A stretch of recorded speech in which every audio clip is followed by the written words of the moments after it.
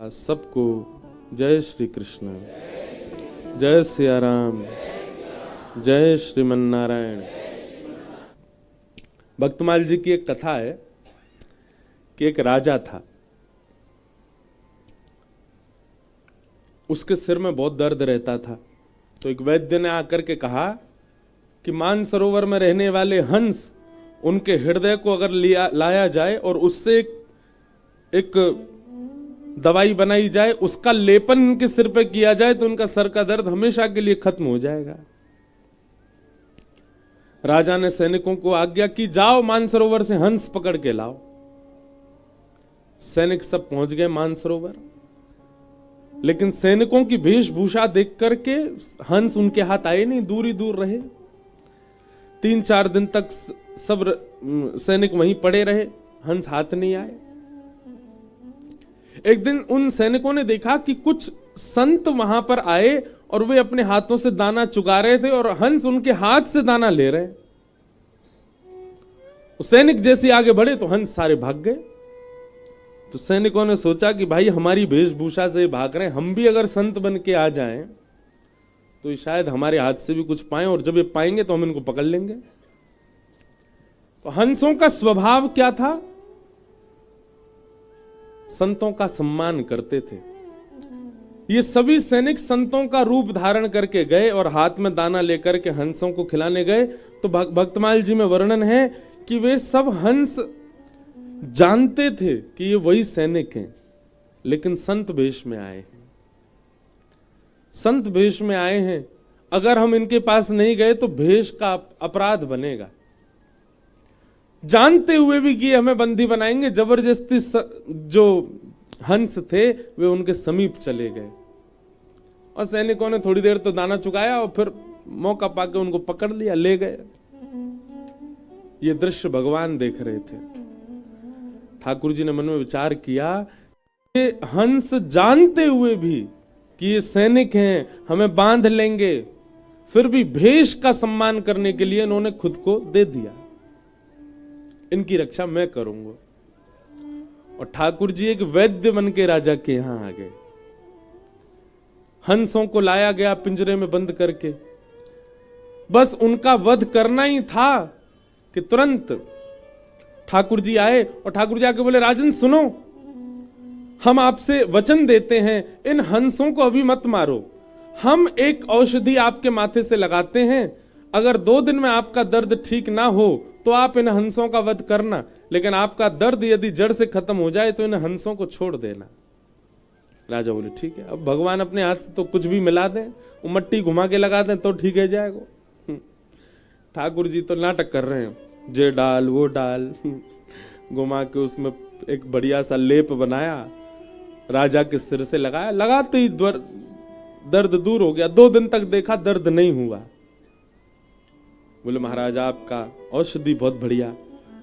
ठाकुर जी बोले बस हमारी यही भाव है कि आप इन हंसों, बोले आप कुछ मांग लीजिए, बोले बस एक ही मांग रहा है, इन हंसों को छोड़ दो। बोले ठीक है। हंसों को मुक्त करने लगे, इतने में ही वो वैद्य वहां से अंतर ध्यान हो गया।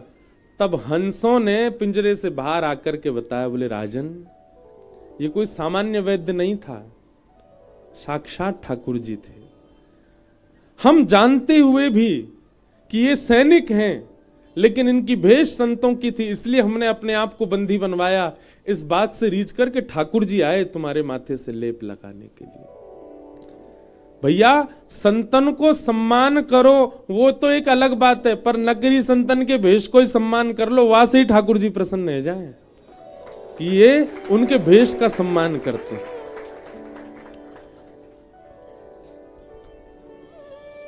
कलयुग यदि जीवन में आ जाएगा ना बंधुओं, बहुत सावधानी से सुनिएगा, हमारी भक्ति में सबसे ज्यादा बाधा यदि कोई है तो वो एक ही है, और वो है वैष्णव अपराध। और ये हम सबसे बनता है, मुझसे भी बन जाता है।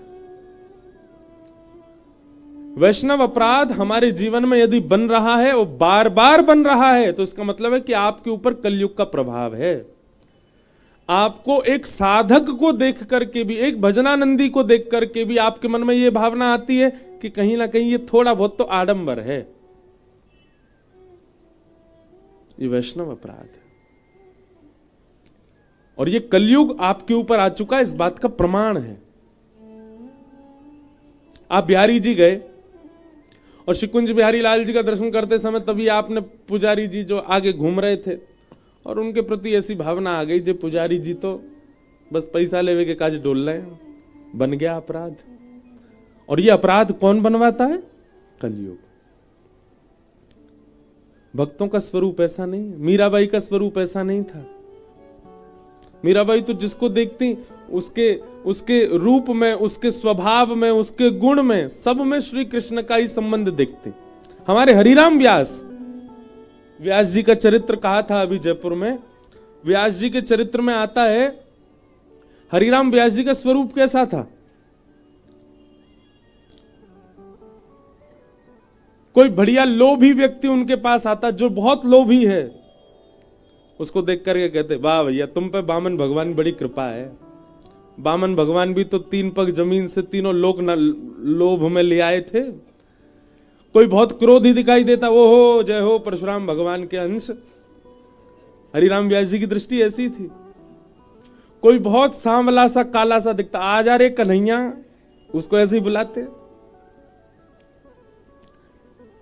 किसी का सौंदर्य अद्भुत होता, अद्भुत गंभीरता होती, अरे जय हो मेरे राघव, वो व्यक्ति के नाम से उसको पुकारते ही नहीं थे, व्यक्ति के स्वभाव से उसको परखते ही नहीं थे। जिसको देखते थे उसमें या तो आचार्यों का अनुभव करते थे या फिर ठाकुर जी का अनुभव करते थे। ऐसी हरिराम व्यास जी की दृष्टि थी।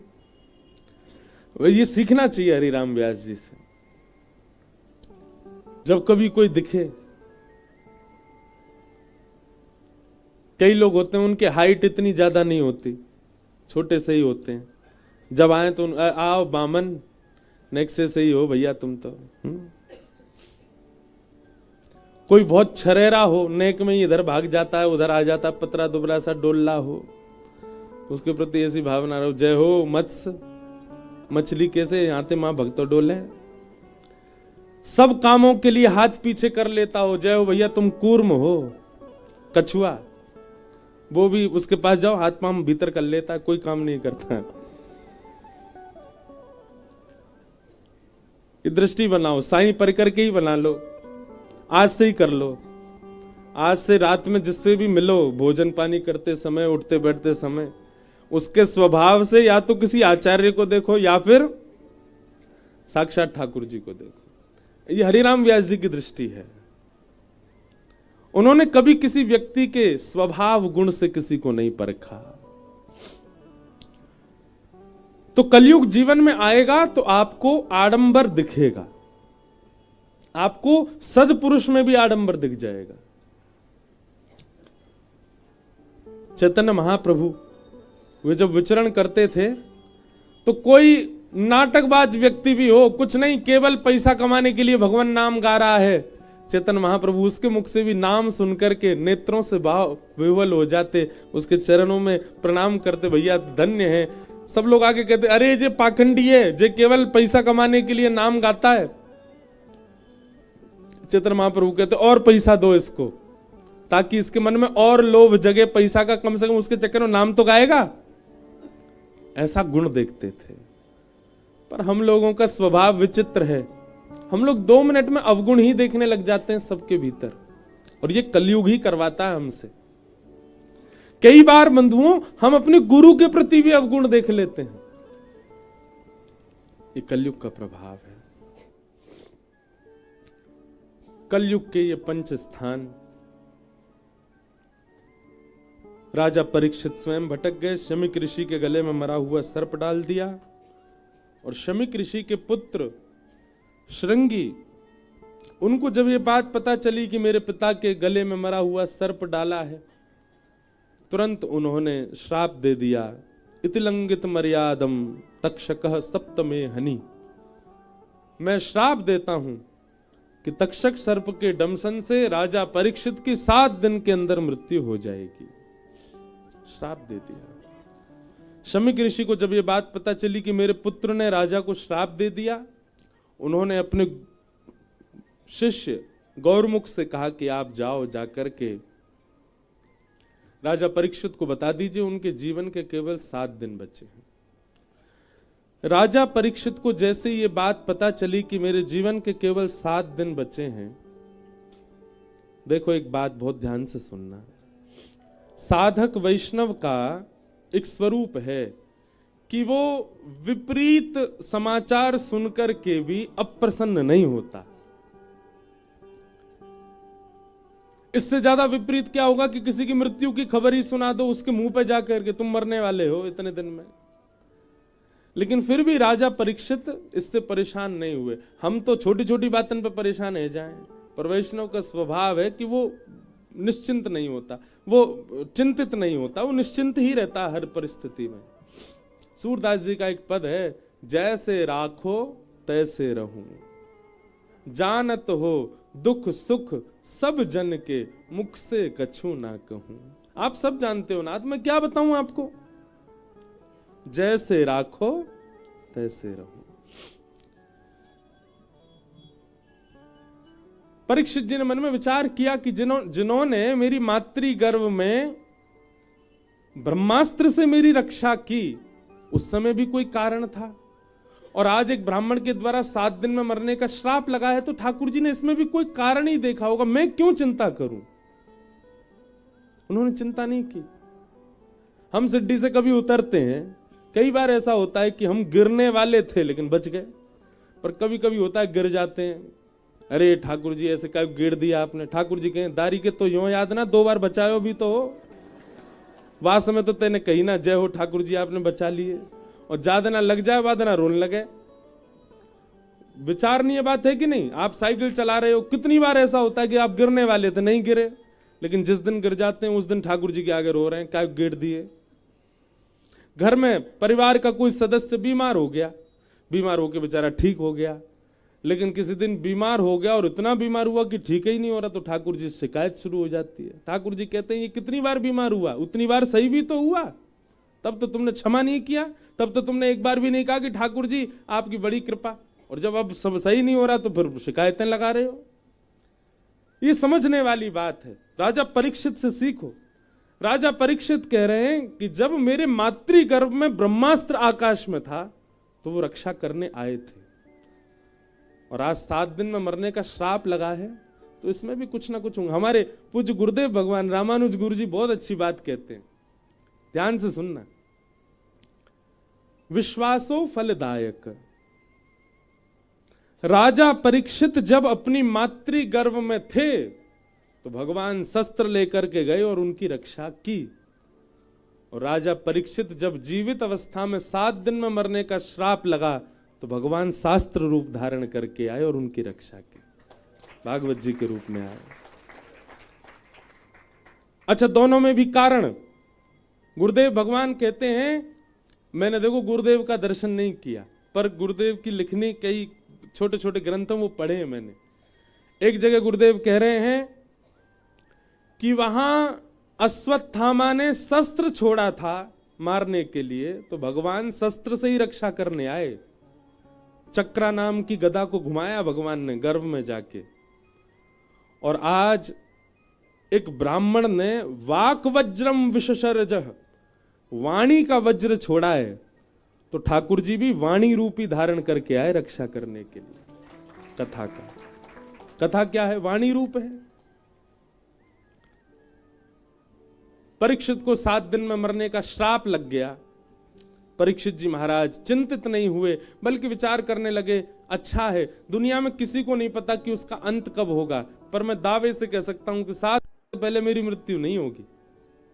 मेरे पास 7 दिन शेष हैं। इसमें भी भगवान का एक संकेत मैं मान लूं कि ठाकुर जी ने मुझे पहले ही बता दिया कि इतने दिन आए तेरे पास, अपना कल्याण कर ले।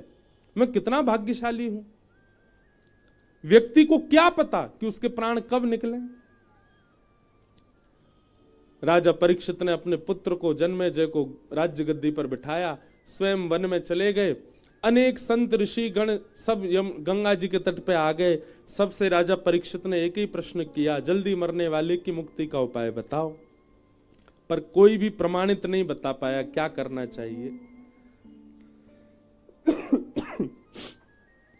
तभी तत्राभवद भगवान व्यासपुत्रो यदच्छया गामटमानो नपेक्ष अलक्षलिंगो निजलाभतुष्टो वृतश्च बालैरवधूतभेश। बोलो सुखदेव जी महाराज की। श्री सुखदेव भगवान प्रकट हो गए और चलते हुए आ रहे हैं राजा परीक्षित के पास। सिंहासन पर आकर के विराजमान हो गए। राजा परीक्षित ने चरणों में प्रणाम किया और प्रश्न किया, भगवान अतः पृच्छामि संसिद्धिम योगिनाम परमं गुरुम पुरुषस्येह यत्कार्यम म्रियमाणस्य सर्वथा। जल्दी मरने वाले की मुक्ति का उपाय बताओ। एक बहुत प्रिय भाव है मेरे हृदय का, बहुत कम गाता हूं मैं, पर आज साईं के यहां गाऊंगा। मानो ऐसा भाव है कि श्री परीक्षित जी अब उनके जीवन के 7 दिन बचे और वो सुखदेव जी से प्रार्थना कर रहे हैं, देव भगवान की। श्री सुखदेव जी महाराज मंच पर विराजमान हो गए।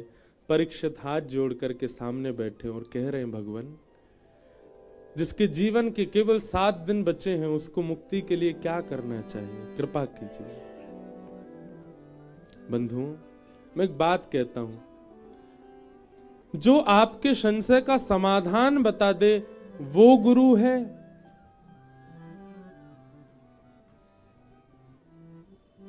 या फिर आपका संशय ही बदल दे वो गुरु है। कभी ना कभी संशय का समाधान बताने वाला भी गुरु होता है और आपका संशय ही सुधार दे।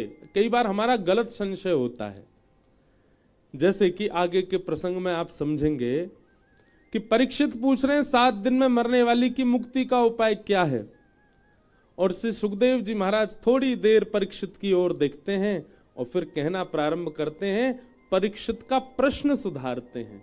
परीक्षित कि वरीयानेशते प्रश्न कृतो लोकहितं नृप आत्मविद सम्मतः पुंसा श्रोतव्यादिषु यपर। परीक्षित, तुम कह रहे हो जल्दी मरने वाले की मुक्ति का उपाय क्या है। अगर ये प्रश्न तुमने पूरे विश्व के लिए किया है तो ये प्रश्न तुम्हारा अच्छा है, लेकिन अगर ये प्रश्न कहीं तुम अपने लिए कर रहे हो तो ये प्रश्न अच्छा नहीं है। तुम कौन हो, पहले अपने ऊपर विचार करो। तुम वो बालक हो जिसने जन्म बाद में लिया, मां के गर्भ में भगवान का दर्शन पहले किया। पूरा विश्व जानता है कि ठाकुर जी ने उत्तरा के गर्भ में आकर के तुम्हारी रक्षा की। क्या भगवान ने तुम्हारी रक्षा ऐसे ही कर दी? ठाकुर जी का कोई तो उद्देश्य होगा ना। किसी की रक्षा ठाकुर जी कर रहे हैं तो इसका मतलब ठाकुर जी उससे कुछ चाहते हैं। ना जाने कितने बालक मातृ गर्भ से बाहर आ ही नहीं पाते, जन्म ही नहीं ले पाते। ठाकुर जी सबको तो नहीं बचाते, लेकिन तुम में ऐसी क्या विशेषता है कि ठाकुर जी ने तुम्हारी रक्षा की। और जिस बालक की भगवान ने गर्भ में जाके रक्षा की, वो बालक कुछ दिन पृथ्वी पर रहने के बाद ब्राह्मणों के द्वारा शापित हुआ। जय बोलो वृंदावन बिहारी लाल की जय। श्यामा प्यारी कुंज बिहारी, जय जय श्री हरिदास दुलारी। श्यामा प्यारी कुंज बिहारी, जय जय श्री हरिदास दुलारी। श्यामा प्यारी कुंज बिहारी, जय जय श्री हरिदास दुलारी।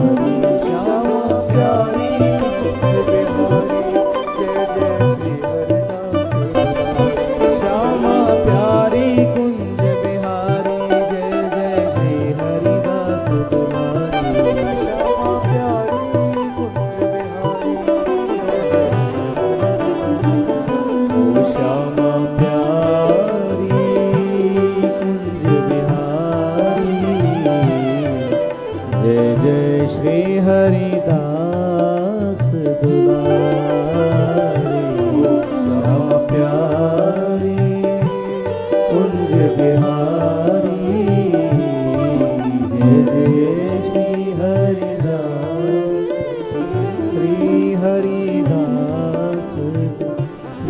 हरिदास बोलो वृंदावन बिहारी लाल। परम आनंद की बात है, आज हमारे मध्य में परम पूजनीय श्री प्रशांत गिरी जी महाराज, पूज्य महाराज जी पधारे हैं। आपको बारंबार प्रणाम। हमारे भारत के गौरव श्री स्वामी श्री अवधेशानंद जी महाराज का स्थान वृंदावन में है, वहाँ से पूज्य महाराज जी पधारे हैं आज। बहुत बहुत वंदन। और साथ ही जिन्होंने दास को भागवत जी का अध्ययन कराया, हमारे शिक्षा गुरुदेव शिव प्रसाद उपाध्याय जी आए हैं, उनको भी बारंबार प्रणाम वंदन। हमारे व्यासपीठ पर दास को बैठाने में जिनका बहुत योगदान है, ऐसे प्रथम तो हमारे पूज्य पिताजी महाराज, जिनकी कृपा से व्यासपीठ पर आज वे भी आएंगे कथा में। तो अब तो महाराज रात 12 बजे ही होगा कृष्ण जन्म।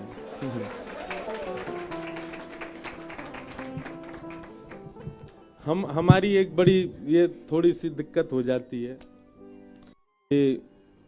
प्रारंभ के 3 दिन इतना आराम आराम से चलती है कथा कि वो बढ़े ही नहीं पाते आगे। और खूब प्रयास किया हर बार कि भाई अब थोड़ा जल्दी आगे चलेंगे। 1 महीना की कथा करवे गए, माऊ नहीं भाग पाए आगे। वहां पे भी प्रहलाद चरित्र ही हुआ 1 महीना में। तो ये पता नहीं कैसी एक, आज तो हम निकुंज में जा ही नहीं रहे हैं, आज तो हम निकुंज के भाव में प्रवेश ही नहीं कर रहे हैं क्योंकि समय कम है। लेकिन आज हमारे व्यासपीठ पर बिठाने में जिनका बहुत आशीर्वाद, पूज्य पिताजी महाराज, दूसरे हमारे पूज्य नाना जी पंडित श्री कृष्णलाल शास्त्री जी, जो कि अब भगवत धाम में विराज रहे हैं, और तीसरा जिनके कृपा से, जिन्होंने खूब संग रह करके बैठा करके हमें कुछ कहने सुनाने योग्य बनाया, ऐसे हमारे पूज्य शिव प्रसाद गुरु जी, जिन्होंने दास को पढ़ाया। ऐसे गुरुदेव भगवान भी आए हैं। सबको हम प्रणाम करते हैं, वंदन करते हैं।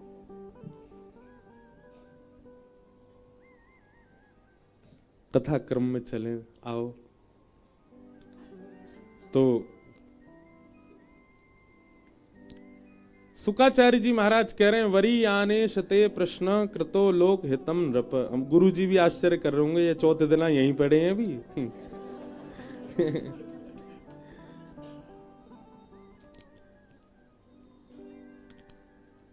भागवत जी इतनी अद्भुत हैं, इतनी विस्तृत हैं कि कैसे 7 दिन में पूरी करें, हमें तो समझ ही नहीं आती।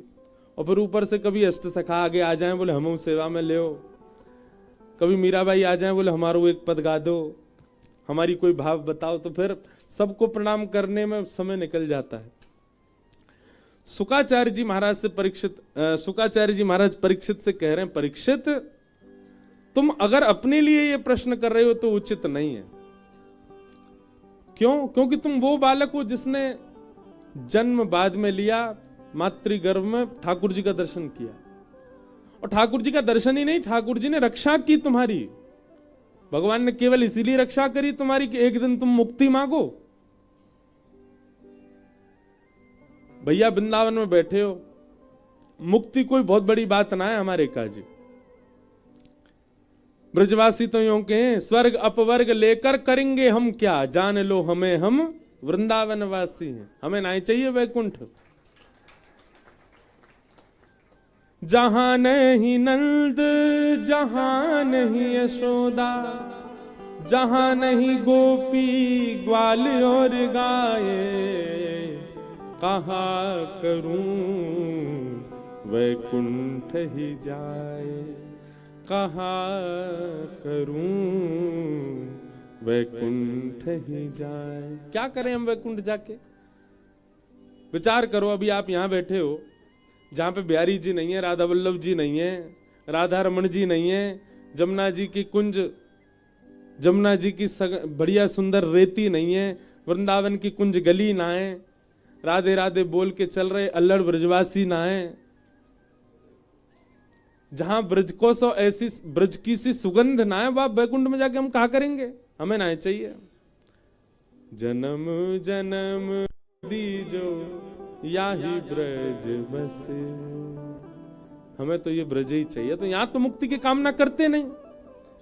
कदापि अगर बाहर कोई मुक्ति की कामना करे, और उसमें भी परीक्षित कर रहा है, राजन मुक्ति राक्षसों को भी मिलती है, मुक्ति दुष्टों को भी प्राप्त हो जाती है, और वही मुक्ति हम नाम जापकों को मिल जाए, हम कथा सुनने वालों को मिल जाए, हम सेवा करने वालों को मिल जाए, जो मुक्ति राक्षसों को मिली वही मुक्ति हमको मिल जाए, तो हम में उनमें अंतर क्या है? हम इतना भजन करके, ग्रह त्याग करके, दिन रात ठाकुर जी का स्मरण करके उस मुक्ति को प्राप्त कर रहे हैं, जिस मुक्ति को रावण आदि राक्षसों ने भगवान से विद्वेष करके प्राप्त कर लिया। मतलब मेहनत करके पूरे दिन निकालने वाले को भी वही रोटी सब्जी दाल मिल रही है जो आलसी को मिल रही है, तो फिर दोनों में अंतर क्या है? राजन तुम मुक्ति की कामना मत करो। 7 दिन बचे तुम्हारे पास, अरे मुक्ति मिलनी होती तो अंतिम क्षण में प्राप्त हो सकती है। मुक्ति के लिए पूरा एक बात बहुत ध्यान से सुनो, पूरा जीवन चाहे हमने जो कुछ भी किया हो, पर अंते नारायण स्मृति, यदि अंतिम श्वास में नारायण का स्मरण हो जाए, अंतिम श्वास में यदि श्री राधा मुख से निकल आवे, अंतिम श्वास में श्री राम मुख से निकल आवे, उसी से ही मुक्ति प्राप्त हो जाएगी। फिर जीवन में हमने क्या किया? सारे चैप्टर क्लोज कर देंगे ठाकुर जी। क्यों? अंत में इसने भगवान नाम ले लिया, अब जीवन पर दृष्टि नहीं डालनी है। लेकिन ये बहुत कठिन है। अंत में अंत राम कही आवत नहीं, अंत में भगवत स्मरण हो जाए सहजता से, यह बहुत मुश्किल है, नहीं हो सकता।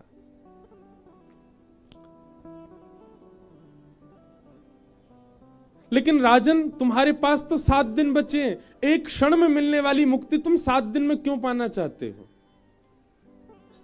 परीक्षित बोले तो भगवान आप ही बताएं मैं क्या मांगूं, इन 7 दिनों को कैसे सार्थक बनाऊं? तब राजा परीक्षित कहते हैं, राजन सुखदेव जी कहते हैं तुम मुक्ति मत मांगो, तुम भक्ति मांगो। मुक्ति का मतलब तो मृत्यु के बाद भगवान का दर्शन होता है, और भक्ति का मतलब तो जीते जी भगवान का दर्शन हो जाता है। तुम भक्ति की कामना करो।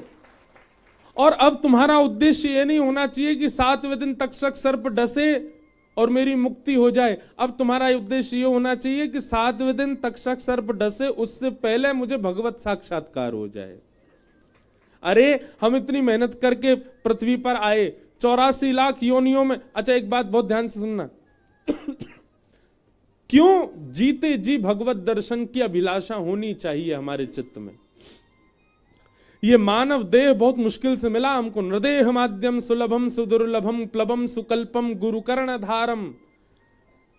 भगवान उद्धव से कहते हैं बहुत याचना करने पर मैं मानव बनाता हूं आत्मा को, नहीं तो वो 84 लाख में घूमता रहता है। इतनी मेहनत करके हमको मानव देह मिला, मेहनत करके 9 महीना मातृगर्भ में, दुर्गम नरक से भी दुर्गम उस मातृगर्भ में हमने व्यतीत किया। जन्म लेकर के पृथ्वी पर आए, बोलना सीखा, देखना सीखा, चलना सीखा, हिलना सीखा, बैठना सीखा, हंसना सीखा, कर्म करने सीखे, धन कमाना सीखा, सब कुछ सीख करके और किया क्या? केवल और केवल सब कुछ करते हुए अंत में मर गए और फिर से अपॉर्चुनिटी जो मिली थी भगवत प्राप्ति की उसको गवा दिया।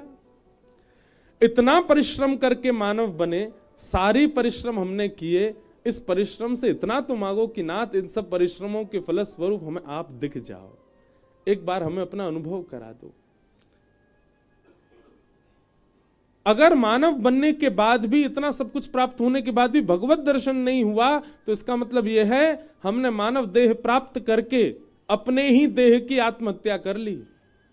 स्वयं भगवान कहते हैं, न देह माध्यम सुलभम सुदुर्लभम प्लवम सुकल्पम गुरुकर्ण धारम मयानुकूलेन नभस्वते ऋतम पुमान भवाब्धिम न तरेत स आत्मा। बहुत सुंदर श्लोक है ये।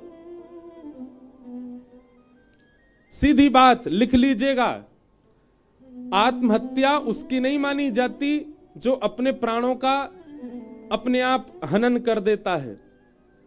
आत्महत्या उसकी मानी जाती है जिसने जन्म लेने के बाद, मानव बनने के बाद भी पूरा जीवन व्यतीत कर दिया, प्राण निकल गए, लेकिन एक बार भी श्री कुंज बिहारी जी को देख नहीं पाया, उसकी आत्महत्या हो गई। जिसने जन्म लेने के बाद में वृंदावन रस नहीं चखा और प्राण त्याग दिए, आत्महत्या उसकी हुई है।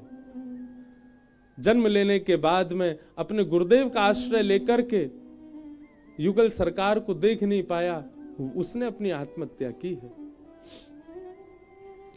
इसलिए परीक्षित, तुम मुक्ति की कामना मत करो, तुम तो भक्ति मांगो। तब परीक्षित के चित्त में आया कि नहीं भगवान, अब मुझे मुक्ति की चिंता नहीं है, अब तो मेरी चिंता केवल यह है कि 7 दिन ही बचे, इन 7 दिन में भगवान से मिलाओ, मुझे भगवत दर्शन कराओ। तब श्री सुखदेव जी महाराज ने अब कथा सुनाना प्रारंभ किया। आगे कई भाव सुनाए गए हैं, अब हम सबको प्रणाम मात्र करते हुए चलेंगे, थोड़ा थोड़ा स्पर्श करेंगे।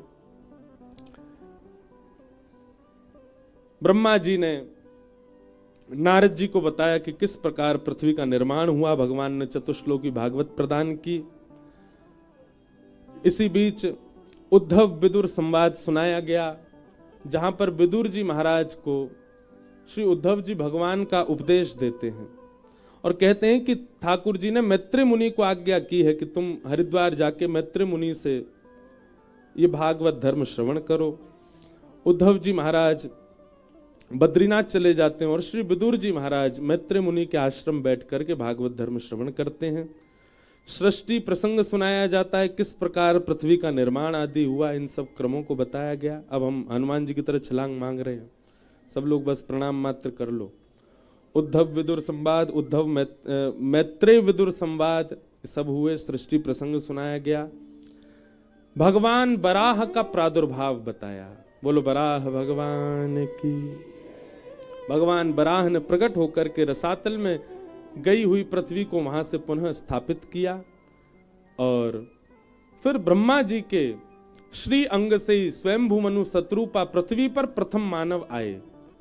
इनकी 3 पुत्री 2 पुत्र हुए, आकुति, प्रसूति और देवहूति, 3 बेटी। प्रियव्रत और उत्तानपाद ये 2 पुत्र हुए। अब यहां जो कथा सुनाई जा रही है वो है देवहूति की। देवहूति का विवाह ब्रह्मा जी की छाया से प्रकट हुए कर्दम ऋषि के साथ में हुआ, जिनके घर भगवान कपिल का प्रादुर्भाव। बोलो कपिल भगवान की। इतने सुंदर सुंदर प्रसंग हैं, पर हमको आज कूदना ही पड़ेगा। एक बात बहुत सुंदर सुना दें कपिल देवहूति संवाद की। अच्छा, भागवत जी ऐसी हैं, एक ही श्लोक लेके बैठ जाओ, 7 दिन उसमें भी आनंद आएगा। इतना अद्भुत है भागवत जी का स्वरूप। श्री कर्दम ऋषि जिनसे देवहूति माता का विवाह हुआ, उनके यहां भगवान कपिल क्यों आए? मैया बैठ जाओ, विराज जाओ। हाँ, इधर देखो, यहां देखो, सब लोग कथा सुनो। बेचारी जा रही होंगी, मैंने बैठा देंगे। सब लोग इधर देखो। भगवान क्यों पधारे कर्दम ऋषि के यहां? बहुत सुंदर कथा है, ध्यान से सुनना। कर्दम ऋषि ने 1000 वर्ष तक तपस्या की। तपस्या से भगवान प्रसन्न हुए। प्रसन्न होकर के कहा, वरदान मांगो, क्या चाहिए? तो कर्दम ऋषि ने ऐसा वरदान मांगा कि भगवान के नेत्र प्रेमाश्रुओं से भर गए।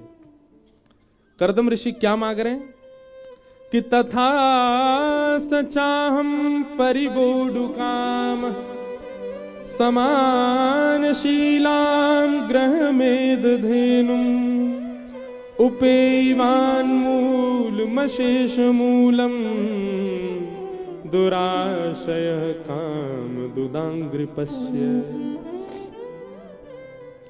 बहुत ध्यान से सुनो, कर्दम ऋषि कह रहे हैं, हे नाथ, 1000 वर्ष की तपस्या का मुझे एक ही फल चाहिए। क्या?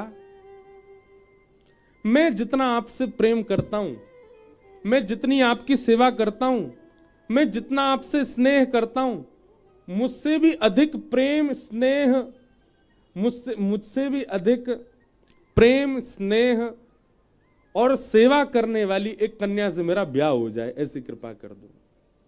क्या मांगा?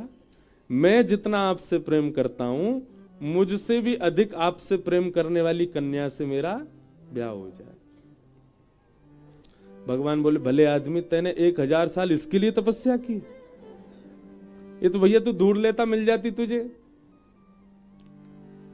ठाकुर जी बोले, कन्या मिल जाती, सुंदर मिल जाती, पर आपकी भक्त नहीं मिलती। ये तो आप कृपा करके दोगे। याद रखना, मैं जितना आपको चाहता हूं, मुझसे ज्यादा चाहने वाली ऐसी कन्या से मेरा ब्याह करा दो, ताकि मैं भक्ति करूं, उससे दुगनी वो करे, दोनों आनंद में अपना गृहस्थ आश्रम जिएंगे। भगवान इतने प्रसन्न हो गए कर्दम ऋषि के वरदान से, ठाकुर जी के प्रेमाश्रु छलक पड़े। भगवान बोले, कर्दम, तुमने जो वरदान मांगा वो पूर्ण होगा। परसों ही स्वयंभू मनु अपनी बेटी लेके आएंगे, उनकी बेटी का नाम है देवहूति। वो तुमसे भी ज्यादा प्रेम करती है मुझसे, तुमसे भी ज्यादा सेवा करती है मेरी, तुमसे भी ज्यादा ध्यान करती है मेरा, उससे तुम्हारा ब्याह होगा। अब ये वरदान तो तुमने मांगा, अब एक वरदान मैं अपनी तरफ से दे रहा हूं। बोले, क्या? बोले, तुम दोनों जब भक्त आपस में गृहस्थाश्रम में रहोगे, तो तुम दोनों की भक्ति से प्रसन्न होकर तुम्हारा पुत्र बन के मैं ही आऊंगा, मैं ही तुम्हारे घर में पुत्र बन के आऊंगा। एक बात कहें बंधुओं, ठाकुर जी से मांगने को सदैव मना किया गया कथा में, कुछ मत मांगो। पर हम एक बात कहने लग गए अपनी कथा में, गुरुदेव बैठे, सब संत जन बैठे, क्षमा अगर गलत कर रहा हूं तो। हमने कही नहीं, मांगो ठाकुर जी से, खूब मांगो, लेकिन कैसे मांगो? हे ठाकुर जी, ऐसा पुत्र दो जो आपकी खूब भक्ति करे, जो वृंदावन से हमारा जितना स्नेह है उसको और ज्यादा बढ़ा दे, संत जनों के प्रति, गुरुजनों के प्रति खूब सम्मान सेवा करने वाला हो, ऐसा पुत्र दो। ऐसा पुत्र मांगने में कोई हर्जा नहीं। ऐसी पुत्री प्रदान करो जो भक्तिमती मीराबाई की तरह एक भक्ति की अलग जगह दे पूरे विश्व में। ऐसी पुत्री हमारे घर हो नाथ, ऐसी कृपा करो। याद रहे, फिर जैसा मांगा है ना उसको वैसा ही बनने देना। कहीं पता चला फिर पुत्र हो गया बढ़िया, तो अब उसको भक्ति से दूर ही दूर रख रहे हैं। नहीं, ये तो बढ़िया है, हमारा धन वन कमा के दे देगा, घर में बढ़िया संपत्ति बना देगा। नहीं, आप ठाकुर जी से कुछ भी मांगो, पर संबंध में ठाकुर जी को ही मांगो। उसके बदले हमें चाहिए क्या? आप ही चाहिए नाथ। हमारो घर बनवा दो। क्यों? हे नाथ, उस घर में आप विराजो, आप ही थाट से विराजो, आपकी सेवा हो, आपके सेवक के रूप में हम उस घर में रहा करें, ऐसी कृपा कर दो। घर बन जाएगा, ऐसा जोर को बनेगा महाराज। क्यों? ठाकुर जी के लिए मांगा है। कर्दम ऋषि ने कहा और भगवान ने कृपा की, कहा कि देवहूति के साथ आपका ब्याह होगा और मैं कपिल के रूप में आपके घर आऊंगा, कपिल के रूप में मेरा जन्म होगा। 9 पुत्रियों ने जन्म लिया और 9 पुत्रियों के बाद 10वें पुत्र के रूप में भगवान कपिल का प्रादुर्भाव। बोलो कपिल भगवान की। देवहूति माता और कपिल भगवान का सुंदर संवाद भागवत जी में सुनाया गया, जहां देवहूति माता के अनेक प्रश्नों के उत्तर भगवान कपिल ने दिए। एक प्रश्न सुन लेते हैं कि निर्वेणा नितराम भूमल असद इंद्रिय तर्षणात् येन संभाव्यमानेन प्रपन्नांधम तम प्रभु। हे नाथ, बहुत ध्यान से सुनना। हम अपनी इंद्रियों की इच्छा पूरी कर करके हार चुके हैं, पर हमारी इच्छाएं पूरी नहीं हो रही। जीव को जितना भी खिलाओ ये फिर भी प्यासी रहती है, भूखी रहती है। हाथों को कितना भी स्पर्श करा दो फिर भी ये अतृप्त ही रहते हैं। सर्वांगीण इंद्रियों को कितने भी भोग वस्तु दे दो, इनकी तृप्ति नहीं होती कभी भी। हे नाथ, इन असंत इंद्रियों की तृप्ति का उपाय क्या है? ऐसा हम क्या करें जिससे हमारी इंद्रियों को एक ठौर प्राप्त हो जाए, फिर ये इंद्रियां कहीं ना भटकें, फिर जीव की इच्छा समाप्त हो जाए, नेत्रों की इच्छा समाप्त हो जाए, कानों की इच्छा समाप्त हो जाए, सर्वांगीण इंद्रियां सम हो जाएं। ऐसा कोई उपाय बताओ नाथ। भगवान कपिल कहते हैं, मैया एक ही उपाय है। क्या? कि योग आध्यात्मिकः पुंसाम मतो निःश्रेयसाय में अत्यंतो परतिर्यत्र दुखस्य च सुखस्य च। मैया,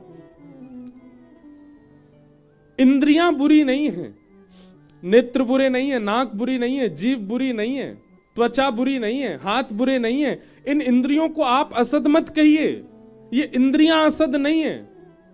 इन इंद्रियों का स्वामी बनकर के बैठा हमारे भीतर जो हमारा चित्त है, चेतः खलवस्य बंधाय, वो चित्त वो बुरा है। उस मन की इच्छा होती है, इंद्रियों की कोई इच्छा नहीं होती।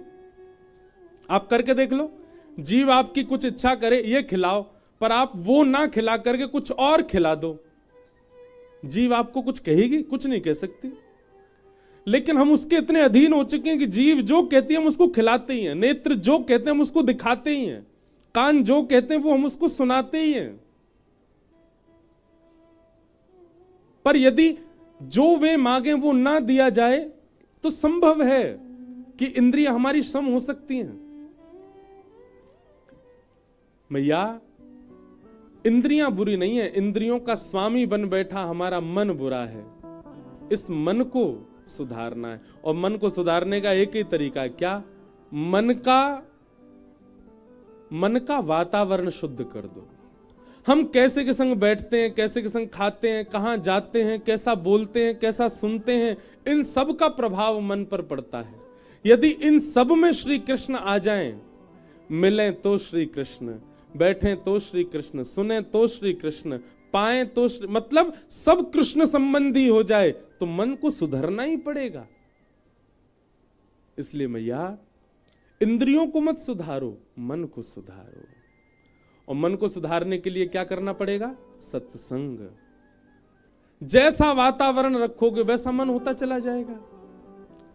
तजोरे मन हरि विमुखन को संग, तजोरे मन हरि विमुखन को संग, जाके संग कुमति उपजत है, जाके संग कुमति उपजत है, पड़त भजन में भंग हो, पड़त भजन में भंग, तजोरे मन हरि विमुखन को संग, तजोरे मन हरि विमुखन को। एक बात याद रखिएगा बंधुओं, जैसी सेवा पहले बन रही थी वैसी अब नहीं बन पाती।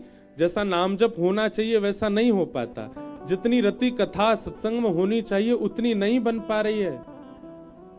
कहीं ना कहीं आप किसी कुसंगी व्यक्ति से कहीं ना कहीं टच में तो हो,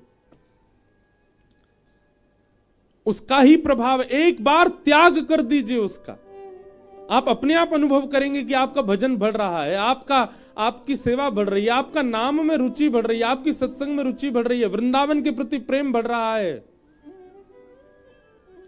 संग का बहुत बड़ा असर होता है हमारे मन के ऊपर। हमें लगता है कि व्यक्ति कैसा भी क्यों ना हो, हमारा काम तो बनवा रहा है, कोई बात नहीं, भक्ष खाता है, मदिरा पीता है, लेकिन हमारा काम है ना इससे, इसलिए इससे संबंध रखना पड़ेगा। नहीं, उसका त्याग कीजिए। और कई बार आप शरीर से किसी व्यक्ति से दूर नहीं हो सकते, मन से त्यागिए, मन से त्याग दो। मन से उन सब लोगों को त्यागो जो हरि विमुख हैं, उनको मन में स्थान नहीं देना है। वो मिल जाएं तो हाथ जोड़ो, मिल जाएं तो गले भी लग जाओ, पर मन में उनको स्थान मत दो। हम लोग नाटक करना बहुत अच्छा जानते हैं, मानवों को एक खूबी दे रखी है ठाकुर जी ने, नाटक बहुत बढ़िया करते हैं हम लोग। जैसे ही ऐसा व्यक्ति मिले जो भगवत विमुख है, उससे इतने अच्छे से मिलो कि उसको लगे कि आप उसके बहुत प्रेमी हो, पर मन में उसको स्थान मत दो। मन से उन सब का त्याग करो जो हरि विमुख है, और धीरे धीरे धीरे धीरे तन से भी त्याग करने का प्रयास करो। आप देखेंगे जिस दिन आप उसका त्याग कर देंगे मन और तन दोनों से, उस दिन आपका भजन एक अलग स्थिति में आ जाएगा। मीराबाई ने अपने ससुराल पक्ष का त्याग नहीं किया। राणा जी ने खूब विष पिलाए, खूब प्रकार से मीराबाई को प्रताड़ित करने का प्रयास किया। उनकी ननद वो भी बहुत प्रयास करती थी मीराबाई को पीड़ित करने की, पर मीराबाई ने उनका त्याग नहीं किया। एक दिन कथा सबको पता है कि जो मीराबाई के देवर थे, उन्होंने एक वैद्य को बुलाया और वैद्य से कहा कि एक ऐसा कालकूट विष बनाओ जिसकी एक बूंद जाते ही प्राण निकल जाए। तो उस वैद्य ने एक विष बनाया और विष बना करके मीराबाई के कक्ष में पहुंचवा दिया कि भाई चतुर्भुज भगवान का अभिषेक का चरणामृत है, पी लो। मीराबाई ने जैसे ही पात्र देखा, बोले काला काला, वो चतुर्भुज भगवान भी तो काले हैं, उनका अभिषेक किया ना इसलिए चरणामृत काला हो गया। मीराबाई तो अकाल मृत्यु हरणम सर्व व्याधि विनाशकम विष्णु पादोतकम पित्वा पुनर्जन्म न विद्यते। यदि भगवान के चरणामृत का कोई पान कर ले तो उसकी अकाल मृत्यु हर जाती है, पुनर्जन्म नहीं होता। मीराबाई की तो बड़ी निष्ठा थी चरणामृत के प्रति, तुरंत पान कर गई, कुछ नहीं हुआ मीराबाई को। झरोके से देख रहा था उनका देवर, बोले ये तो अभी भी ठीक है। तुरंत वो पात्र मंगवाया और पात्र मंगवा करके उस वैद्य को बुलाया। बोले ए रे, तू हमसे नाटक करता है, हमको दिखा दिया विष है और ऐसे पानी काला बना करके दे दिया, मीरा तो अभी भी नाच रही है, उसको तो कुछ हुआ ही नहीं। वैद्य बोला हो नहीं सकता, इसके प्रत्येक बूंद में इतना विष है कि कोई व्यक्ति एक बार सूंघ ले तो मर जाएगा। तो राणा ने कहा एक काम कर, इसमें 2 बूंद बचा, तू पी। वैद्य बोला मेरे छोटे छोटे बच्चे हैं। बोला हमें नहीं पता, अगर इस विष में ताकत थी तो मीरा को लगनी चाहिए थी, इस विष में ताकत होगी तो मीरा को लगती, विष में ताकत नहीं है इसने नहीं लगी, तू भी पी ले, मीरा भी तो बच गई। और मुख से विष का वो 2 बूंद जबरदस्ती पिवा दिया वैद्य को, और 2 बूंद मुख में जाते ही वैद्य के प्राण निकल गए, नीला पड़ गया शरीर। अब राणा ने तो वैद्य का शव भिजवा दिया उसके घर, लेकिन उसकी पत्नी बच्चे सब महल में आए और मीराबाई के कक्ष के बाहर बैठ के रोने लगे और पूरी बात मीराबाई को बताई। हमारे पति ने विष बनाया आपको पिलाने के लिए, आप तो सही सलामत हो, हमारे पति को पिला दिया, उनके प्राण चले। ये छोटे छोटे बच्चे कैसे बचे? तब मीराबाई ने ठाकुर के सन्मुख बैठकर के पद गाया,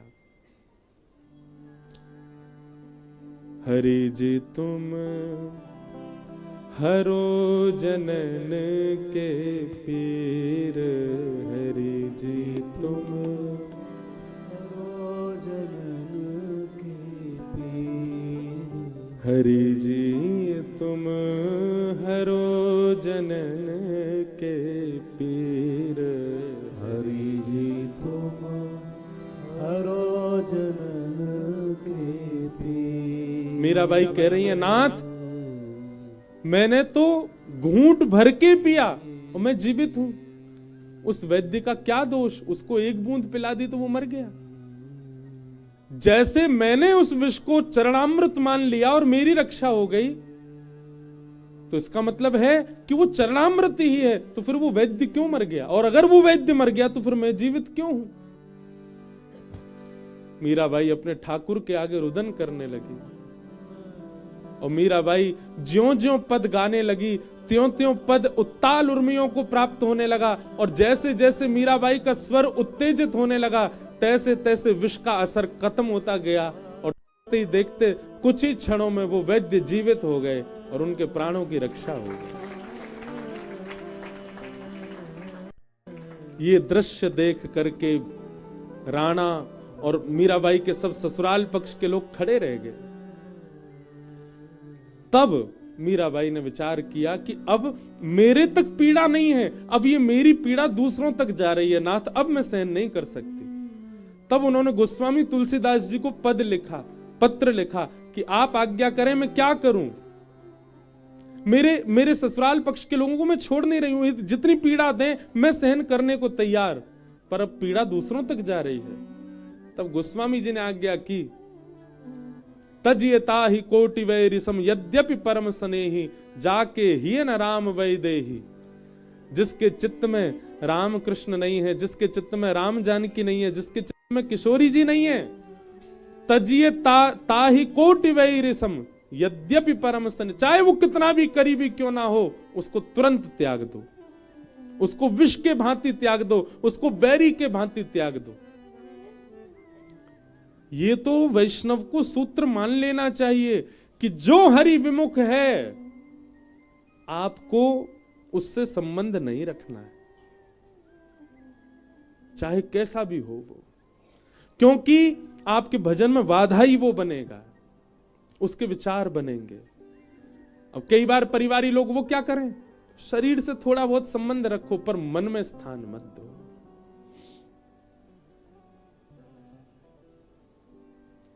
तो मन यदि अपने वातावरण को शुद्ध कर लेगा तो आपका मन, आपकी इंद्रियां अपने आप वश में होती चली जाएंगी। भगवान कह रहे हैं मैया मन को सुधारो।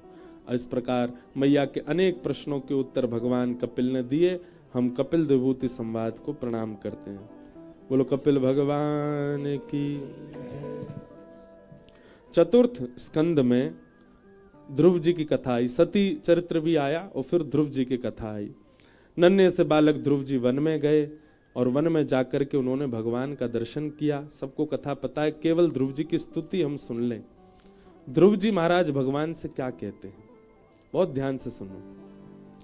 कि भक्ति मुह प्रवहताम त्वयि में प्रसंगो भूयादनन्तमहताममलाशयानां येनाञ्जसौल्वणमुरुव्यसनं भवाब्धिं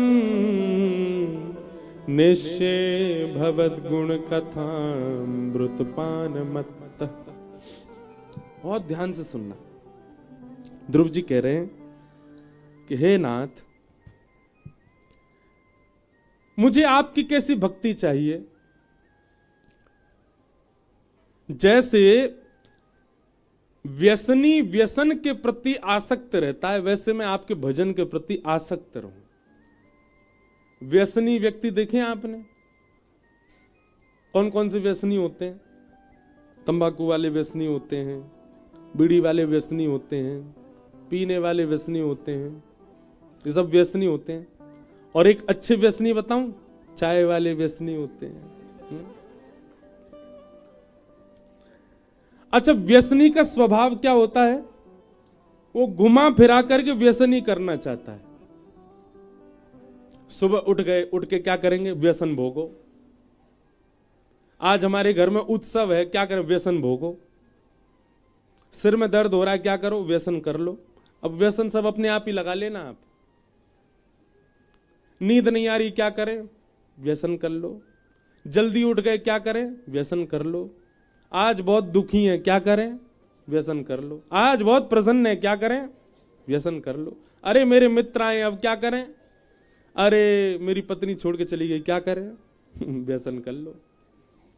हम बीमार हो गए, क्या करें? नेक व्यसन कर लें।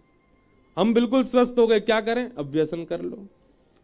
ऐसी भक्ति ध्रुव जी मांग रहे हैं। बोले मैं केवल, जैसे व्यसनी हर स्थिति में केवल व्यसन करता है, ऐसी मैं हर स्थिति में आपका भजन करूं नाथ। मेरी स्थिति ऐसी बन जाए।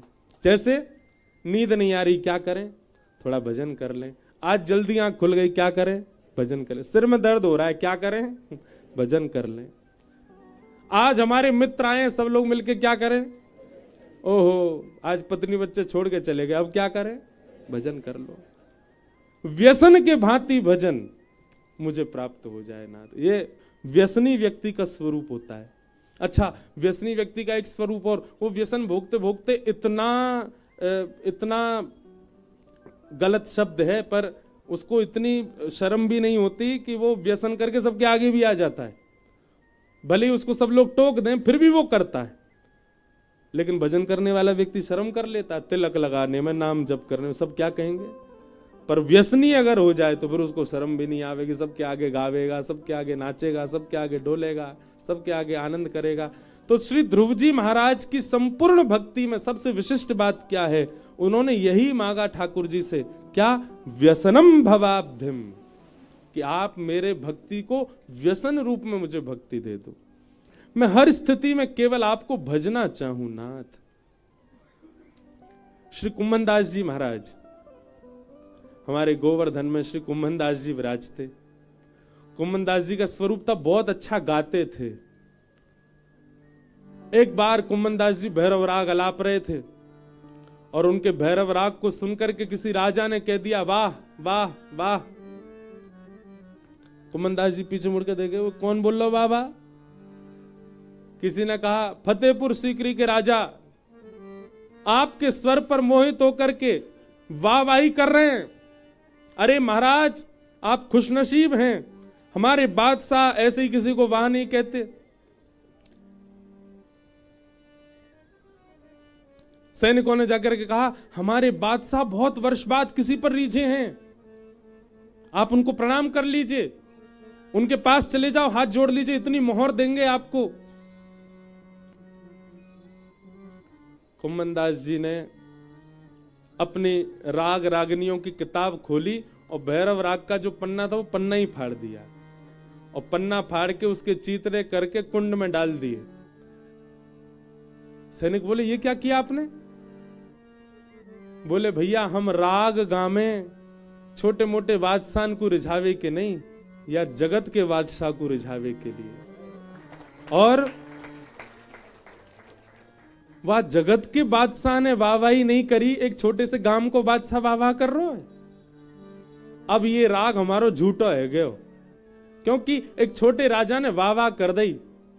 अब ये राग ठाकुर जी की सेवा में नहीं जाएगा, या हमारे फाड़ के ही फेंक दियो। सैनिक बोले, कैसा पागल आदमी है, इतना बड़ा बादशाह, ये उसके आगे हाथ जोड़ दे तो वो उसको आधी संपत्ति दे दे, और ये इस प्रकार घमंड में है, इस प्रकार के किस बात के अभिमान में हो। बोला, हम इस बात के अभिमान में कि हम गिरधर के हो, गिरधर हमारो है, या बात के अभिमान में। कुम्भन दास, हम आप सब लोग पता कैसे हैं, हम आप सब लोग कैसे हैं, जरा सा कोई श्रेष्ठ व्यक्ति आ जाए और वो श्रेष्ठ व्यक्ति को रिझाने के लिए अगर हमको तिलक मिटाना पड़े ना, मिटा देंगे हम लोग ऐसे हैं। जरा सा कोई बहुत पॉपुलर व्यक्ति आ जाए वृंदावन, और अगर उससे मिलने के लिए हमको कंठी उतारनी पड़े तो हम उतार के चले जाएंगे। हम ऐसे हैं, हम भक्ति का त्याग करने वाले, केवल आडंबर कर रहे हैं। पर कुम्भन दास जी बोले, सर कलम करनो मंजूर है, पर या के लिया नहीं गाऊंगा। ऐसे ही राजा हुए ओरछा के राजा मधुकर शाह, हरिराम व्यास जी के शिष्य। उनके साथ भी एक बार घटना हुई, वो तिलक लगाते थे रोज। एक बार जब दिल्ली बादशाह दरबार में पहुंचे तो उनको देख करके व्यंग करते हुए राजा ने कहा, कल के दरबार में यदि मैंने किसी के भी मुखमंडल पर संप्रदाय और जातिवाद और इस प्रकार के चिन्ह देखे तो मैं उसका सर धड़ से अलग कर दूंगा, चाहे वो मेरा कितना भी घनिष्ठ मित्र हो। मधुकर शाह समझ गए ये मेरे लिए कह रहे हैं। और दिन तो मधुकर शाह छोटा तिलक लगाते थे, उस दिन 12 अंगुल का लगा के आए, पूरा माथा भर गया। शास्त्रों में नियम है कितना बड़ा तिलक होना चाहिए, 12 अंगुल। ऐसे उंगलियां गिनो, 12 उंगलियों तक होना चाहिए। 12 नहीं तो 8 अंगुल, 8 अंगुल नहीं तो 4 अंगुल, 4 अंगुल नहीं तो 2 अंगुल, 2 अंगुल नहीं तो 1 अंगुल। मधुकर शाह जी ने उस दिन 12 अंगुल का तिलक, यहां तक तिलक लगाया। और जैसे इस सभा में पहुंचे, राजा अपनी तलवार निकालने लगा और सामने धरते हुए बोला, आप मेरे बहुत अच्छे मित्र हैं, मैं आपको मौका दे रहा हूं, जाके अपना मुंह धो के आइए। मैंने कल मना किया था कोई तिलक लगा करके नहीं आएगा। मधुकर शाह जी बोले, राजन एक बात हमारी सुन लो, जब तक ये तिलक मेरे माथे पर है ना, इस पृथ्वी में किसी माई के लाल की हिम्मत नहीं कि मेरा सर धड़ से अलग कर दे। क्यों? मेरी योग्यता नहीं है, मेरी क्षमता नहीं है। तिलक यदि मेरे माथे पर विराजमान है तो मेरा सर धड़ से अलग कर ही नहीं पाओगे। हां, वो बात अलग है कि कभी मेरे माथे पर तिलक ना हो तो तुम मेरा सर धड़ से अलग कर सकते हो। उनकी गर्जना सुनकर के पूरी सभा हिल गई।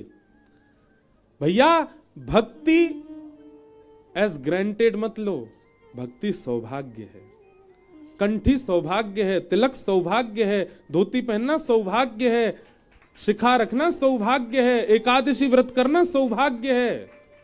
उसको सौभाग्य के जिस प्रकार, ताली मत बजा, सुन लो, वो पता हो बहुत बढ़िया सुन रहे हो सब। जिस प्रकार अपने जीवन में मिलने वाली उपलब्धियां टांग करके चलते हैं हम सब जगह। हमने इतनी गाड़ियों पर देखा विधायक लिखा रहता पीछे, कईयों के पूर्व विधायक, और पूर्व विधायक भी वो थे 1942 में।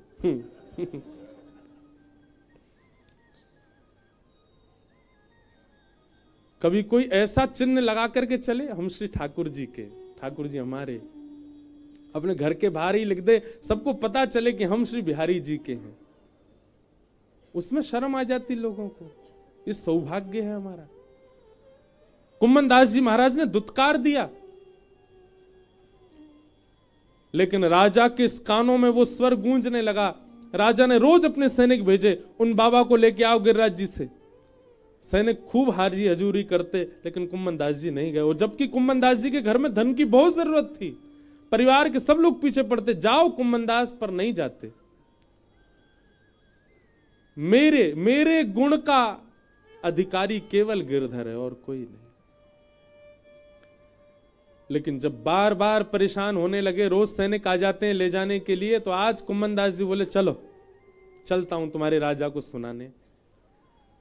नंगे पैर ही, पैदल ही गए सीकरी तक। कुम्मन दास जी जैसे ही पहुंचे, फतेहपुर सीकरी के राजा, अरे आपका स्वर सुनने के लिए हम बड़े बेताब थे। क्या सुनेंगे राजा, बताओ। कुम्मन दास जी बोले, राजा बोले, वही सुनाओ, भैरवी राग, जो उस दिन भैरव जो आप गा रहे थे।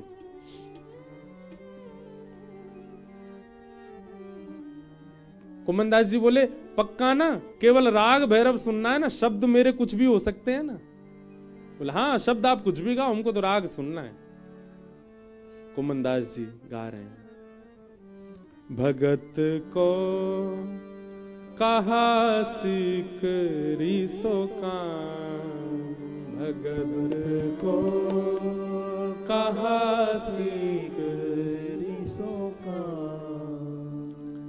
आवत जात पन्हैया टूटी, आवत जात पन्हैया टूटी। पन्हैया का मतलब जानते हैं? चप्पल को कहते हैं।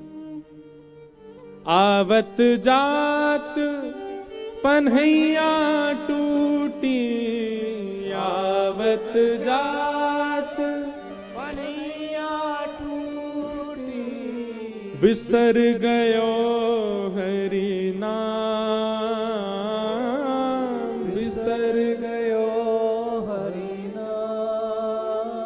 भगत को कहा सीकरी सो काम, भगत को कहा सीकरी। कुम्मन दास जी कह रहे हैं, आज तेरे द्वार पे आवे के काजे मेरी पन्हैया टूट गई, पामन में छाले पड़ गए। हर समय जो हरिनाम बनो रहे तो वो भूल गए, आज मैं दर्द में मेरो मन लग गो, मेरे पाम में छाले पड़ गए, वहीं मेरो मन चलोगो। और आज जैसा काला दिन मेरे जीवन में कभी नहीं था। क्यों? जाको मुख देखत दुख लागत, जाको मुख देखत दुख लागत। अब देखो, कुम्मन दास जी एक बादशाह के दरबार में बैठ करके गा रहे हैं और क्या कह रहे हैं?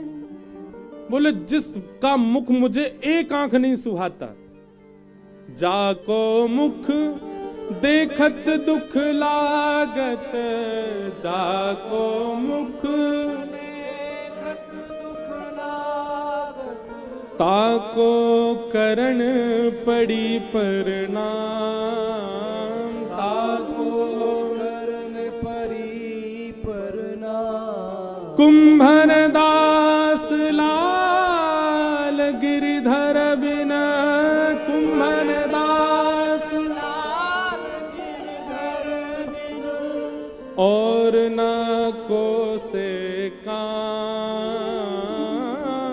और ना को से काम। भक्त को कहा सीकरी सो काम, भगत को कहा सीकरी सो काम।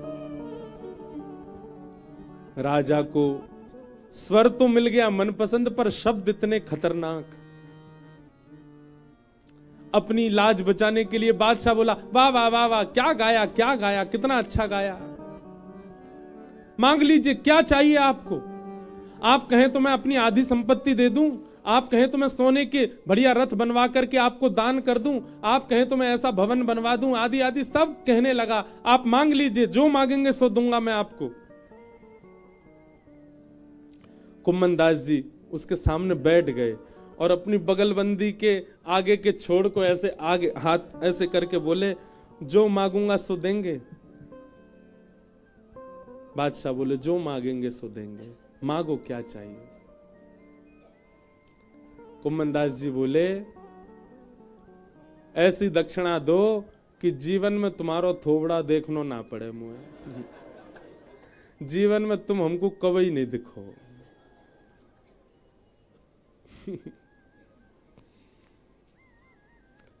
बादशाह का मुख लाल पड़ गया, निकालो इनको सभा से बाहर।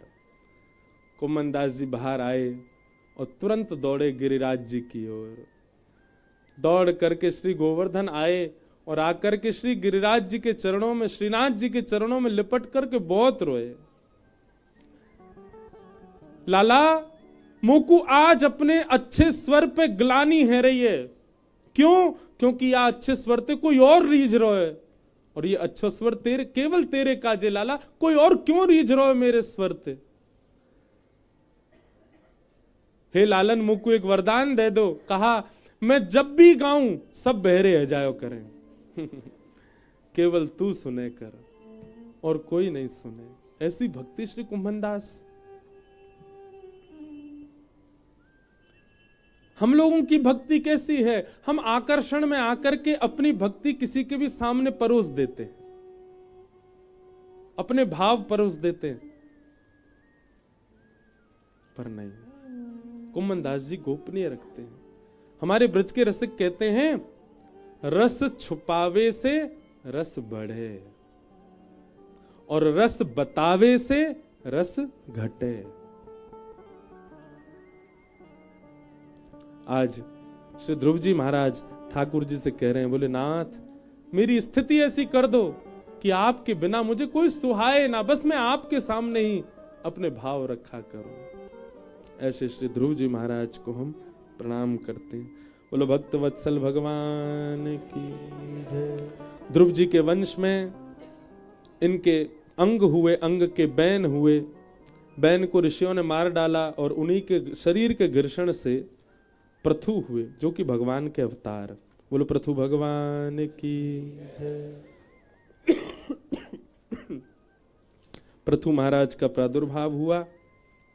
अनेक कथाएं यहां पर सुनाई गई, पुरंजनोपाख्यान सुनाया गया, भूगोल खगोल का वर्णन किया गया, नरकों का वर्णन किया गया। रहुगण भरत संवाद सुनाया गया। सबको हम प्रणाम मात्र ही करते हैं। और नरकों का वर्णन करते हुए अजामिलोपाख्यान सुना। एक बार मुझे याद है, मैंने साईं के यहाँ 3 या 4 दिन का प्रसंग था, तो 2 दिन केवल अजामिलोपाख्यान ही सुनाया था। तत्पश्चात वृत्रासुर की कथा आई। जहां पर एक व्रत नाम का भक्त है जिसने असुर होने के बाद भी भगवत प्राप्ति की। वृत्रासुर के ये 4 श्लोक अति अद्भुत हैं। भैरवी रहने दो कि अहम हरे तब पादैकमूल। यहां पर जितने भी वैष्णव बैठे हैं बहुत ध्यान से सुनिएगा। श्रीमद् वल्लभाचार्य जी महाराज कहते हैं यदि आपको भगवत प्राप्ति करनी है तो इन 4 श्लोकों का पालन जीवन में करना प्रारंभ कर दो। पुष्टि संप्रदाय का प्रारंभ ही इन 4 श्लोकों से ही उन्होंने किया, जिन्होंने श्रीनाथ जी को प्रकट किया। ऐसे श्रीमद् वल्लभाचार्य जी महाराज कह रहे हैं। बहुत ध्यान से सुनना, मैं इन श्लोकों का थोड़ा विस्तार करूं। वृत्रासुर कह रहे हैं अहम हरे तब पादैकमूल दासानुदासो भवतास्म भूय मनस्मरेता सुपतेर्गुणांस्ते गृणीतवा कर्म करो तुकाय। वृत्रासुर क्या कह रहा है भगवान से? बहुत ध्यान से सुनिएगा सब लोग। अहम हरे तब पादैकमूल दासानुदासो भवतास्म भूय। हे नाथ, मुझ पर एक कृपा कर दो। भगवान बोले क्या चाहिए? बोले आपके चरणों के जो दास हैं, उन दासों के चरणों के जो दास हैं, उन दासों के चरणों के जो दास हैं, उनका मुझे दास बना दो, ऐसी कृपा कर दो। भगवान बोले भले आदमी, तेरे सामने मैं खड़ा हूं और तू मुझसे कह रहा है आपके नहीं, आपके चरणों के दासों के दासों के दासों का दास, सीधे मेरे चरण मांग ले। ये दासानुदासो भवतास्म भूयः, ये भाव क्यों?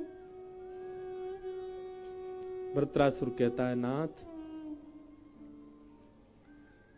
आप अपने दास पर जितनी कृपा करते हैं ना, उससे कई गुना ज्यादा कृपा दासों के दास पर करते हैं, और उससे भी लाख गुना ज्यादा कृपा दासानुदास के ऊपर करते हैं, और उससे भी करोड़ गुना ज्यादा कृपा दासानुदास के ऊपर करते हैं। जिस प्रकार पिता का पुत्र जन्म ले तो पिता को प्रसन्नता होती है, लेकिन वही पिता का पुत्र जब पुत्र को जन्म दे तो वो पिता अत्यंत आनंद में आ जाता है, क्योंकि आज उसका नाती जन्म लिया है। और कभी कभी अगर नाती भी बड़ा होके और विवाह के बाद परपौत्र को जन्म दे तो उस दादा की खुशी इतनी होती है, हमारे हिंदू समाज में तो सोने की सीढ़ी चढ़ जाते हैं। दासानुदासो, मैं यही चाह रहा हूं नाथ, मैं आपका दास बना, मतलब आपका पुत्र, आपको प्रसन्नता होगी। लेकिन आपके पुत्र का पुत्र बनूंगा तो आपको अति प्रसन्नता होगी, और आपके पुत्र के पुत्र का पुत्र बनूंगा तो आपको अति अति अति प्रसन्नता होगी। मैं आपको प्रसन्न नहीं, अति अति अति प्रसन्न करना चाहता हूं, इसलिए दासानुदासो भवतास्म भूयः, मुझे दासों के दासों का दास बनाओ। ऐसा भाव चित्त में आना भी बहुत बहुत खतरनाक काम है। क्यों? हम सीधे श्री बिहारी जी के चरण ही मांगते हैं, पर वृंदावन की उपासना, सखियों की उपासना, सहचरियों की उपासना, कुंज निकुंजों की उपासना, रज की उपासना, यमुना जी की उपासना, ये सब क्या है? ये दासानुदासो भवतास्म भूयः। हमारे यहां ब्रज उपासना में सीधे ठाकुर जी को मत पकड़ो भैया, सखीन को मंगल गाओ, सहचरीन की सेवा पाओ, निकुंज कुंज वनन की सेवा करो, वासे ठाकुर जी प्रसन्न हो। पर हमारे लिए तो ऐसी स्थिति है, कुंज निकुंज रज नदी, ये इनसे हमें कोई मतलब ही नहीं, सीधे ठाकुर जी। नहीं, दासानुदासो भवतास्म भूयः। वृत्रासुर अपनी दूसरी स्तुति में क्या कह रहे हैं? न नाक पृष्ठम न च पारमेष्ठम न सार्वभौमं न नरसाधिपत्यम न योग सिद्धेरपुन भवम वा समंजसत्वा विरह आकांक्ष। यह श्लोक मुझे बहुत प्रिय है।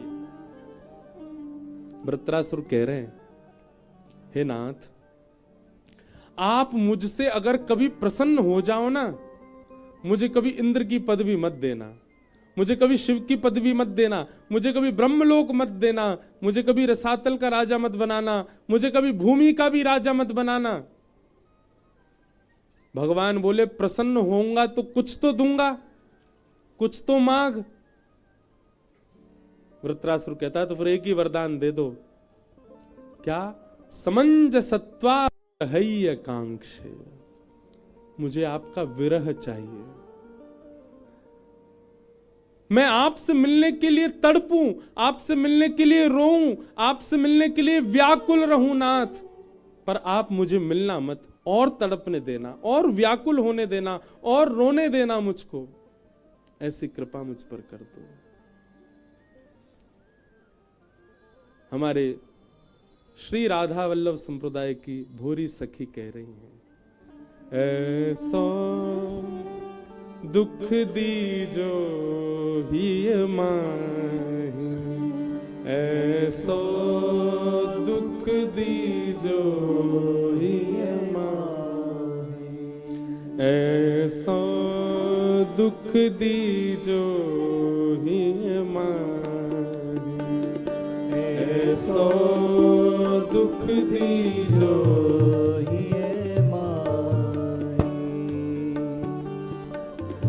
बिन पद कंज छटा दृग देखे, बिन पद कंज छटा दृग देखे, बिन पद कंज छटा दृग देखे, बिन पद कंज छटा दृग को सुहावे नाही, को सुहावे नाही। भोरी सखी कह रही हैं, हे मेरे राधा वल्लभ लाल, जब तक मैं आपको देख नहीं लूं, आपके श्री चरण कमलन को मुझे दर्शन नहीं है जाए, चाहे दुनिया का अखंड सुंदर व्यक्ति मेरे सामने आ जाए, मुझे वो भाए ना। मुझे केवल आपके युगल चरण ही प्रिय लगे नाथ। ऐसा दुख मुझे दो, जब तक मैं चरण नहीं देखूं, दुनिया लाख बड़ाई करती हो, ये इतना सुंदर, इतना सुंदर, इतना सुंदर, पर मुझे वो सुंदर ही ना लगे। मेरे नेत्रों में तो केवल आपके युगल चरण हो। ऐसो दुख दीजो ही माही, ऐसो दुख दीजो ही माही।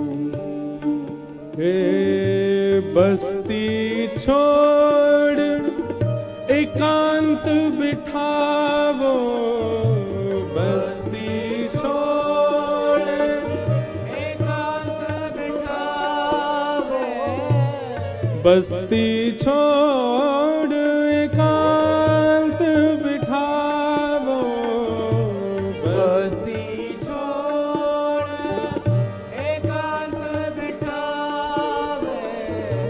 बातन सो घबराही, बातन सो घबराही। एक बात भैया निश्चित है, प्रेम यदि ठाकुर जी के प्रति चित्त में आ गए हो ना, तो अकेले रहवे में सुख मिलेगा। बहुत लोगन से संबंध, बहुत घेराव में रहनो या बहुत लोगन के बीच रहनो, हाँ सत्संग की बात अलग है, पर स्वाभाविक जीवन में एकांत प्रिय लगने लगेगा और ज्यादा बोलने की इच्छा नहीं, अल्प वाणी में ही अपना करोगे। फिर ऐसो दुख दीजो ही माही, ऐसो दुख दीजो ही माही। भोरी ऐसे दुख बिन प्यारी, भोरी ऐसे दुख बिन प्यारी, भोरी ऐसे दुख बिन प्यारी, भोरी ऐसे दुख बिन प्यारी, जीवन व्यर्थ गवाही, जीवन व्यर्थ गवाही। भोरी सखी कहती हैं ऐसा दुख जिसके जीवन में नहीं है वो अपना जीवन व्यर्थ गवा रहा है। जिसको एकांत प्रिय नहीं है, जिसको कम बोलना प्रिय नहीं है, जिसको राधा वल्लभ जी के अलावा किसी मानव को देखना प्रिय नहीं है, ऐसा दुख जिसके जीवन में नहीं है उसका जीवन व्यर्थ है। ऐसो दुख दीजो ही मां, ऐसो दुख दीजो ही मां, ऐसो दुख दीजो ही मां, ऐसो दुख दीजो ही मां। पर वृत्रासुर तो और ऊंची श्रेणी का है। वृत्रासुर कह रहा है मैं आपसे मिलने के लिए तड़पूं, पर आपसे मेरी इतनी प्रार्थना है मुझे तड़पने देना, मुझे रोने देना, मुझे व्याकुल होने देना, आप आना नहीं मिलने। भगवान बोले क्यों? बोले क्योंकि मिलने में सुख है पर मिलन की इच्छा रख के तड़पने में आनंद है नाथ।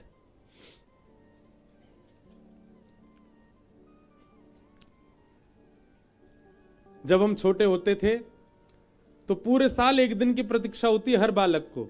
किस दिन की? अपने जन्मदिन की।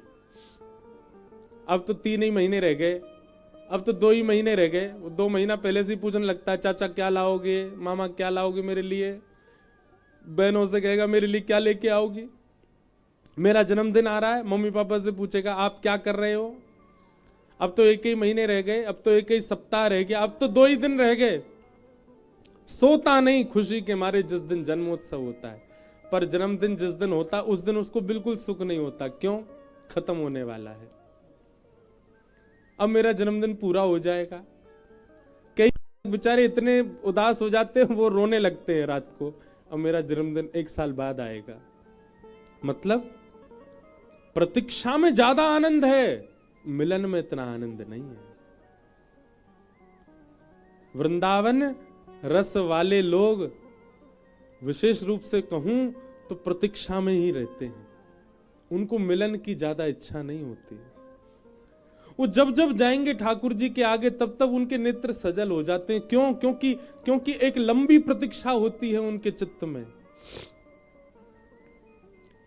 प्रतीक्षा सुख देती है, व्याकुलता विरह सुख देता है। वृत्रासुर वही मांग रहा है। और वृत्रासुर ने बहुत भाव कहे, सबको हम प्रणाम करते हैं। हमको